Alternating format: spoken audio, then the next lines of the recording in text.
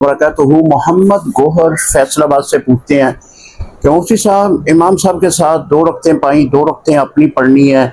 इमाम साहब जब सलाम फेरेंगे तो हम 2 रकत नमाज पढ़ने के लिए खड़े होंगे, तो कैसे उसकी इब्तदा की जाएगी? जी मोहतरम, जब आप इमाम साहब को इस हालत में पाया कि 2 रकतें वो पढ़ा चुके हैं, अब आपकी 2 रकतें बाकी हैं। जब इमाम साहब सलाम फेरेंगे, आप अपनी रकत पढ़ने के लिए खड़े हो जाएंगे।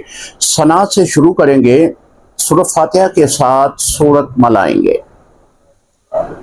इसी तरह आप दूसरी रकत में सूरत फातिहा के साथ सूरत मलाएंगे, क्योंकि ये आपकी वो 2 रकतें हैं जो पहली 2 रकतें आपकी कज़ा हुई हैं।